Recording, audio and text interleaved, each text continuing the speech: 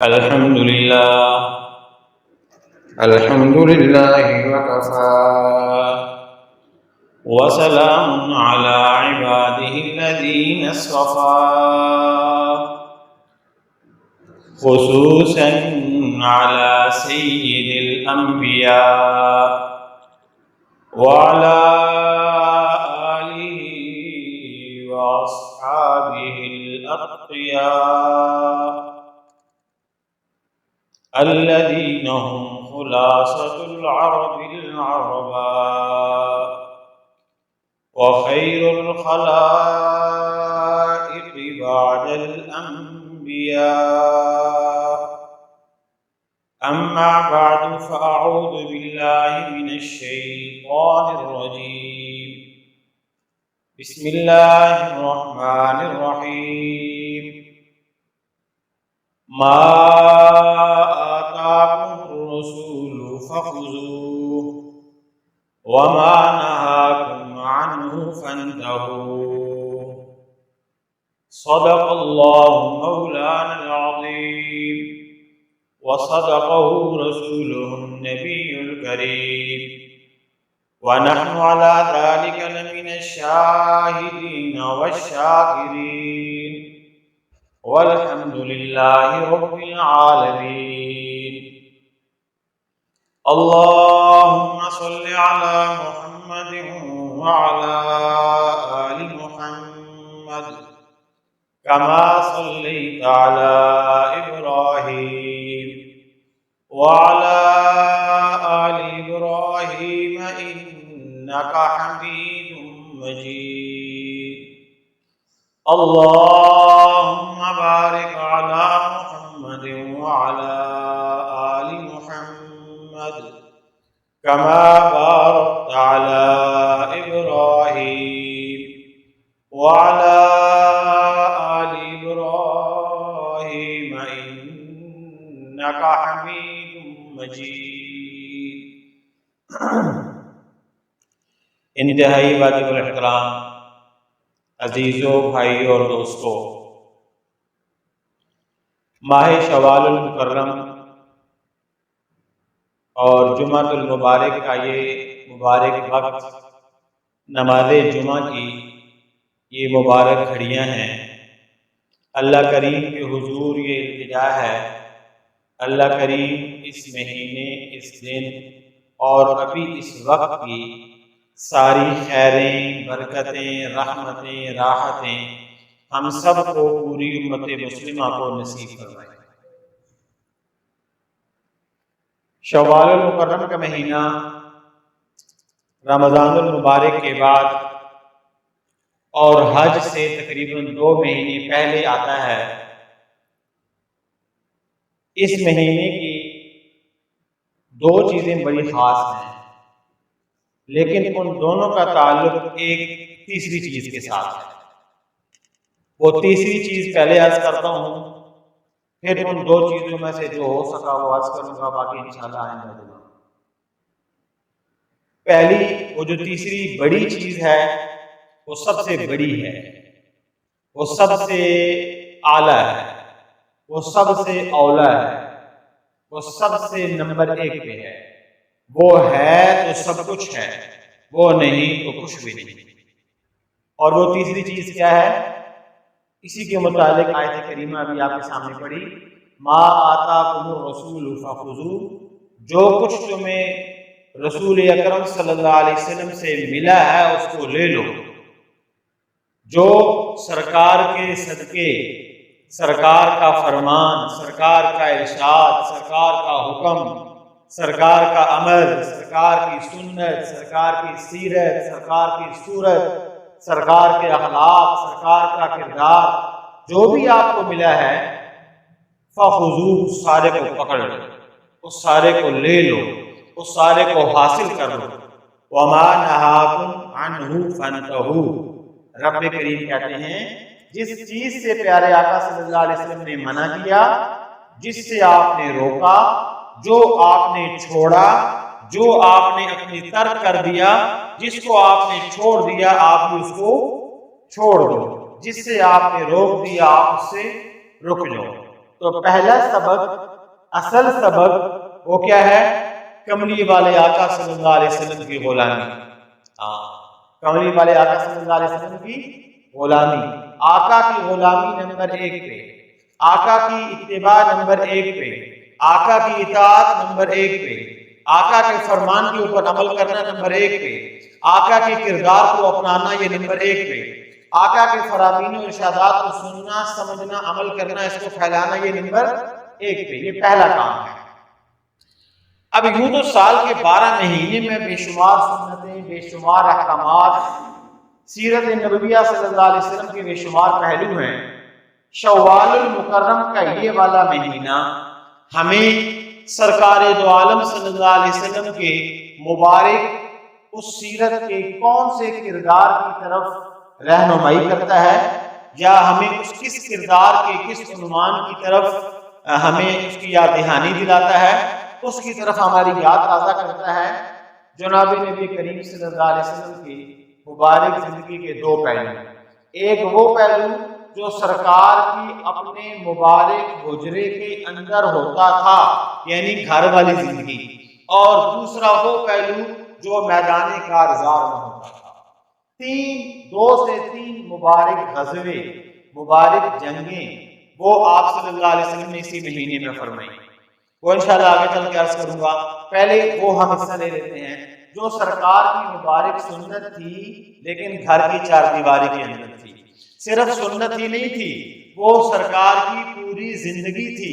رات کے تہجد بھی وہیں پہ، صبح کی سحری بھی وہیں پہ، شام کی افطاری بھی وہیں پہ، فرض نماز سے پہلے کی سنت بھی وہیں پہ، فرض نماز کے بعد کی کئی دفعہ کی سنت بھی وہیں پہ. وہ جناب نبی کریم صلی اللہ علیہ وسلم کا اپنا مبارک گھرانہ تھا، اپنا مبارک گھر تھا. میرا بھی گھر ہے، آپ کا بھی گھر ہے، لیکن کیا عظیم وہ گھر ہوگا جو امام الانبیاء صلی اللہ علیہ وسلم کا تھا. میرے نبی کا گھر ما بین بیتی و منبری روضۃ من ریاض الجنہ. میرے آقا کا فرمان ہے دنیا کے انسانوں تمہارے گھر بھی ہوں گے بادشاہوں کے گھر بھی ہوں گے، شاہی محلات بھی، اور ہوں گے بڑے بڑے وہ جو ہے وہ دنیا میں وہ بنا دیتے ہیں اپنے شاہی قسم کو مخصوص چیزیں. یہ سب کچھ بہت ہوگا. میرے آقا کی گھر کی نسبت تو سنیے نا. امام الانبیاء صلی اللہ علیہ وسلم کا فرمان عالی ہے، اور جو لوگ عمرہ کے لیے گئے انہوں نے مسجد نبوی میں حاضری دی، صلاۃ و سلام پڑھا، سنہری جالیوں کے پاس پہنچے، وہاں اوپر بھی بڑا بڑا کر کے لکھا ہوا ہے، کیونکہ اور آسان کر دیتا ہوں، اس پرانی مسجد نبوی کی جو مغربی یہ والی دیوار ہے، جو ادھر سے راستہ اندر میں داخل ہوتا ہے، جو سرکار کے مبارک حیات میں جو محراب تھا، اس محراب کے اس طرف سے راستہ داخل ہوتا ہے. داخل ہونے سے پہلے اوپر جہاں لکھا ہوا بڑا بڑا، وہاں پہ دیکھیں گے، وہاں بھی آپ کو یہ حدیث مل جائے گی، ما بین بیتی و منبری روضۃ من ریاض الجنہ. میرے گھر اور میرے منبر کے درمیان کا جتنا حصہ ہے یہ دنیا کا حصہ نہیں، یہ جنت کا ٹکڑا ہے. اب آ جائیے جنت کا ٹکڑا بنا کب تھا؟ کیونکہ آپ کا وقت بھی اتنی ہوتا ہے، بس 10 منٹ ہو گئے، 10 منٹ رہ گئے، تو 10 منٹ آنے میں 10 منٹ جانے میں اتنا ہی ہے، کیونکہ ہم مصروف لوگ ہیں. ہمیں سیرت نبویہ کہنے سننے کا اللہ ہمارے حال پہ رحمت فرمائے. یہ تو نماز جمعہ کی برکت سے ہم 10 منٹ بیٹھ جاتے ہیں، یہ بھی نہ ہوتا تو اللہ ہی حافظ. بریکنگ نیوز ہر گھنٹے بعد، اس سے ایمرجنسی والی نیوز ہر آدھے گھنٹے بعد، ہر گھر میں 75 چینل لگے سنتے ہیں. کبھی اللہ کی بات بھی سنا کریں، کبھی اللہ کے رسول کی سیرت بھی پڑھا کریں، کبھی قرآن کا دروازہ بھی کھولا کریں. اللہ ہمیں وہ والی زندگی نصیب فرمائے. امام الانبیاء صلی اللہ علیہ وسلم کی مبارک عمر 25 سال کی ہوئی تو جناب نبی کریم صلی اللہ علیہ وسلم کی پہلی شادی جس دن خاتون سے ہوئی وہ آپ سے عمر میں بڑی، بیوہ ایک دفعہ کی نہیں 2 دفعہ، حضرت امی خدیجہ رضی اللہ تعالی عنہا. سرکار دو عالم صلی اللہ علیہ وسلم کی جتنی بھی اولاد بیٹے بیٹیاں ہوئے وہ انہی سے ہوئے. بیٹے اللہ نے دے کے واپس لے لیے، بیٹیاں باقی رہیں. 4 بیٹیاں تھیں. سب سے چھوٹی بیٹی حضرت فاطمہ الزہرا رضی اللہ تعالی عنہا، 4 بیٹیاں. ان کے علاوہ کل نکاح آپ نے 11 فرمائی. ایک وقت میں ازواج مطہرات 9 گھرانے موجود تھے. حضرت اماں خدیجہ کے بعد جو اس ساری امت مسلمہ کی والدہ ہیں، ماں ہیں، ماں کا درجہ ان کو اللہ نے دیا ہے. پارہ نمبر 21 سورہ احزاب، وازواجہ امہاتہم، نبی کی بیویاں نبی کے غلاموں کی، نہیں سمجھ آئی بات، نبی کی بیویاں نبی کے غلاموں کی، نبی کے دیوانوں کی، نبی کے مستانوں کی، نبی کے ساری مریدوں کی، مقتدیوں کی، امتیوں کی، شاگردوں کی مائیں ہیں۔ ماں کا درجہ بڑا عظیم، اور وہ ماں جو نبی پاک کا حرم بنے، اس کا درجہ کون بیان کر سکتا ہے؟ نہیں سمجھ آئی بات۔ ایک کپڑا آپ کا بازار میں، ایک کپڑا آپ کی مارکیٹ میں، ایک کپڑا دنیا کے سب سے خوبصورت بڑے بازار میں، ایک کپڑا وہ ہے جو خانہ کعبہ کے ساتھ لگا ہوا ہے۔ مجھے بتاؤ اس کپڑے اور اس کپڑے کی نسبت ایک ہے؟ وہ خانہ کعبہ ملتزم حجر اسود وہاں پہ لٹکا ہوا کپڑا، ساری کائنات کے کپڑوں سے وہ کپڑا، سمجھ آ گیا مسئلہ؟ مسئلہ اگلا ہے، یہ تو مثال دی ہے۔ مسئلہ یہ ہے کہ کسی مرد کی بیوی اس مرد کی کیا ہوتی ہے؟ عزت ہوتی ہے۔ بیوی قرآن میں آیا نا، نہیں سمجھ آئی؟ ہن لباس لکم، بیویاں اپنے خامندوں کا، سمجھ آ رہا مسئلہ؟ بیویاں خامند کا، ایک میرا لباس، ایک آپ کا لباس، ایک بزرگوں کا لباس، ایک دنیا کے انسانوں کا لباس، میرے آقا صلی اللہ علیہ وسلم کا لباس، ایک وہ لباس ہے، وہ جو ان کی بیوی وہ ان کا لباس، میرا لباس، میں اپنے لباس کو صاف بھی رکھتا ہوں، پاک بھی رکھتا ہوں، بچاتا بھی ہوں، ہر بندہ ایسے ہی کرتا ہے۔ بتاؤ ہم اپنے لباس کی فکر کرتے ہیں، نبی کو اپنے لباس کی فکر نہیں ہوگی؟ اور پھر نبی کا لباس میں اور آسان کر دیتا ہوں، یہاں پہ لباس پہنتے ہیں تو اوپر یہ عزت کا لباس فاخر، عزت کا لباس بن جاتا ہے۔ ہر بندے کا لباس اس کی عزت میں اضافے کا سبب بنتا ہے۔ میرے نبی کو اللہ نے جتنی عزتیں دی، اللہ نے اتنی ہی کمال کا لباس بھی نبی کو، ایک لباس کا نام خدیجہ ہے، ایک کا نام عائشہ ہے، ایک کا نام حفصہ ہے، ایک کا نام سودا ہے، ایک کا نام کو سلمہ ہے، ایک ام حبیبہ ہے۔ یہ 11 لباس اللہ نے کس کو عطا فرمائے؟ میں ان 11 میں جو دوسرے نمبر کا اس کی بات کر رہا ہوں۔ اب سمجھ آ گیا مسئلہ؟ آسان ہوگی بات سمجھنے کو۔ شوال المکرم کے مہینے میں پیدا ہوئی، شوال المکرم کے مہینے میں نکاح ہوا، شوال المکرم کے مہینے میں رخصتی ہوئی۔ سمجھ آ گیا مسئلہ؟ نام عائشہ، نام عائشہ رضی اللہ تعالی عنہ، لقب صدیقہ، باپ کا نام ابو بکر صدیق، باپ کا لقب صدیق اکبر، بیٹی بھی صدیقہ اور باپ بھی، ہاں بیٹی کا نام، بیٹی کا لقب صدیقہ، باپ کا لقب صدیق اکبر۔ باپ مردوں میں اللہ کے نبی کے سب سے زیادہ قریب تھا اور آج بھی سب سے زیادہ قریب ہے کہ نہیں ہے؟ جو گئے ہیں وہ تو دیکھ کے آئے ہوں گے، پیام والا بھی پڑھتے تو سنتے رہتے ہوں گے۔ ہاں جی، اللہ سب کو وہاں کی زیارت نصیب فرمائی۔ کسی نے آگے شکایت کی جی فلاں نے یوں کر دیا، اور بخاری کی روایت ہے، فلاں نے یوں کر دیا، یوں کر دیا، یوں کر دیا۔ میرے آقا نے فرمایا سب کی شکایتیں لگاؤ، کوئی بات نہیں، میرے ابو بکر کی شکایت مجھے نہ لگانا۔ بلکہ حدیث کا تو خلاصہ یوں ہے کہ بھئی لوگوں کی شکایتیں مجھے نہ لگایا کرو، میں دنیا سے جاؤں تو میں چاہتا ہوں سب کے بارے میں میرا دل صاف ہو، میں صاف دل لے کے جانا چاہتا ہوں۔ اور فرمایا دنیا والوں کے قرض ادا کر دیے، ابو بکر نے جو میرے اوپر خرچ کیا، ابو بکر نے کتنا خرچ کیا وہ رات یاد ہے؟ عمر نہیں یاد ہے؟ عمر کتنا لائے ہو؟ اللہ کے رسول آدھا لایا آدھا چھوڑا، ابو بکر تم نے پیچھے اللہ رسول کا نام چھوڑا ہے، مال بھی سارا، جان بھی ساری، اور اپنی لخت جگر، اپنی جگر کا ٹوٹا بھی حضور پہ وار دیا۔ فرمایا میں نے دنیا میں سب کے قرض ادا کر دیے، ابو بکر کا قرض حشر کے میدان میں رب سے کہوں گا اللہ تو ادا کر سکتا۔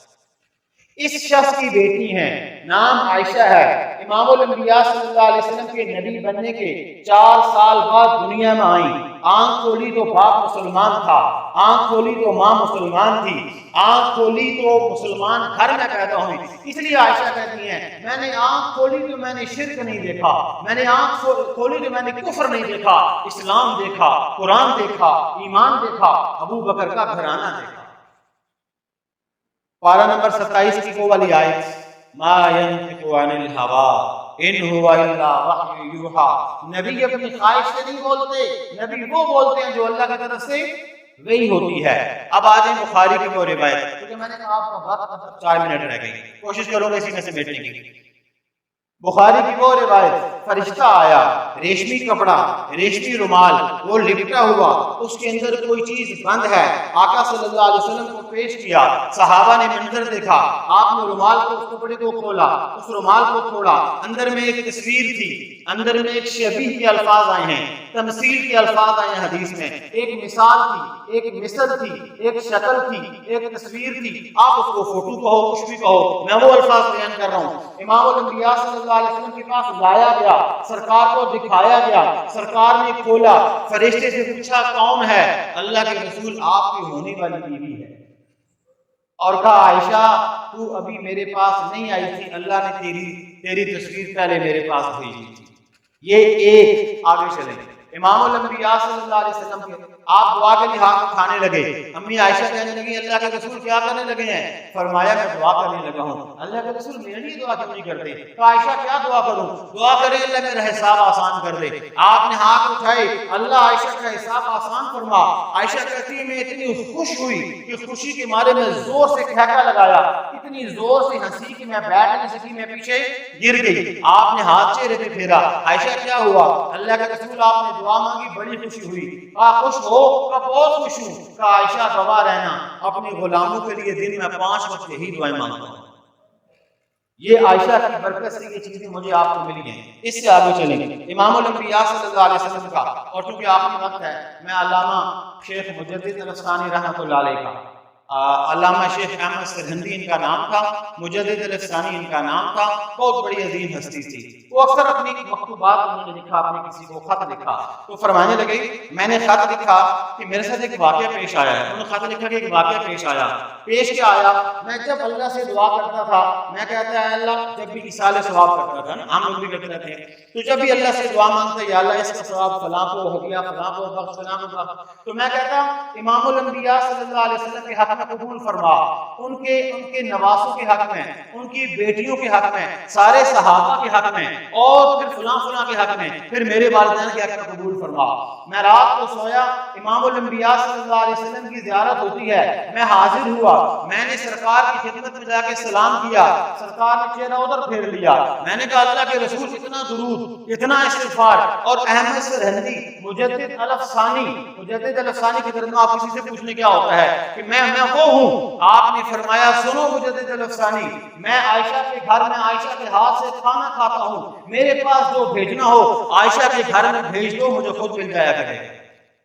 نہیں سمجھ نہیں بات؟ فرمانے لگے میں اٹھا تو میں نے نیت کر لی، آج کے بعد جتنے نام لوں گا امی عائشہ کا نام بھی ساتھ میں لوں گا۔ مشہور صحابی، وہ اکثر حدیث نقل کرتے، تابعی ہیں، وہ اکثر حدیث نقل کرتے، تو عام طور پر حدیث میں آتا ہے نا حدثنی محمد، حدثنی جعفر، حدثنی ابو بکر، وہ تابعی کہتا ہے میں نے ابو بکر صدیق سے سنا، حدثنی علی بن ابی طالب، میں نے ان سے سنا۔ حضرت مسروق مشہور تابعی ہیں رحمۃ اللہ علیہ، وہ جب حدیث بیان کرتے تو کہتے کیا جملہ ارشاد فرماتے تھے، حدث صدیق بنت صدیق محمد صلی اللہ علیہ وسلم، مجھے حدیث بیان کی صدیقہ نے، وہ صدیقہ جو خود صدیق اکبر کی بیٹی تھی۔ ایک میں کو فرمانے لگے صدیق حدثتنی حبیبۃ بن حبیب محمد صلی اللہ علیہ وسلم، مجھے ابو حضور کے محبوب دوست ان کی وہ بیٹی جو حضور کی محبوبہ تھی، مجھے انہوں نے حدیث بیان کی۔ آپ نے فرمایا مردوں میں سب سے قریب ابو بکر صدیق ہیں، عورتوں میں سب سے قریب امی عائشہ صدیقہ ہیں۔ شوال کا مہینہ، اسی مہینے میں دنیا میں آئی، پھر نکاح اسی مہینے میں ہوا، اور پھر نکاح کے 2 سال بعد رخصتی ہوئی، وہ بھی اسی مہینے میں ہوئی۔ اور حضرت عائشہ مذاق بھی آپ صلی اللہ علیہ وسلم سے کر لیا کرتی تھی اور کھل کے کہہ دیا کرتی تھی آپ کا وقت پورا ہو گیا۔ آپ نے فرمایا عائشہ جب تم مجھ سے ناراض ہوتی ہو مجھے پتہ چل جاتا ہے، اس کا مطلب ہے کہ بیوی کو ناراض ہونے کا بھی حق ہے۔ ہاں، اور حضرت عائشہ اپنے میاں سے ناراض ہو جایا کرتی تھی۔ کہا کیسے پتہ چلتا ہے؟ کہ جب آپ میرے سے جب آپ راضی ہوتی ہو تو کوئی بات ہوتی ہے، آپ کہتی ہو آپ کے رب کی قسم، اے میرے آقا آپ کے رب کی قسم، اور جب آپ کا موڈ آف ہو آپ کہتی ہو سلیمان کے رب کی قسم، داؤد کے رب کی قسم۔ یہ محبت تھی آقا صلی اللہ علیہ وسلم سے، اور اس قدر مذاق کرتی تھی حضرت عائشہ صدیقہ اور حضرت حفصہ، یہ دونوں آ رہی تھیں۔ ایک اور بیوی آپ صلی اللہ علیہ وسلم کی، وہ دجال سے بہت ڈرتی تھی، حضرت سودا بہت ڈر لگتا تھا انہیں دجال سے. یہ دونوں آ رہی ہیں باتیں کرتے ہوئے، ادھر سے سودا پاس آئی ہیں تو انہوں نے کہا چپ کر دو. سودا کو کہنے لگی پتا تمہیں کیا ہوا؟ کیا ہوا؟ کہا دجال آ گیا ہے. اب دجال ابھی تک بھی نہیں آیا. حضرت عائشہ نے اس وقت مذاق کر دی ان کے ساتھ. تو حضرت سودا اتنی ڈری کہ ڈر کے وہ بھاگ کے ایک خیمے میں گھس گئی. پتہ نہیں کس کا خیمہ تھا، وہ خیمے کے اندر آگ جل رہی تھی، دھواں نکل رہا تھا. انہوں نے یہ بھی نہیں دیکھا، خیمہ ایک دم بھاگ گئی. آگے سے جناب نبی کریم صلی اللہ علیہ وسلم آئے، کہا کیا ہوا؟ تو حضرت عائشہ اتنی ہنس رہی تھی کہ وہ اپنا قصہ بیان نہیں کر سکیں. وہ ساتھ والوں نے بتایا کہ انہوں نے یہ کیا ہے. تو مزاج میں ظرافت بھی تو ہوتی ہے.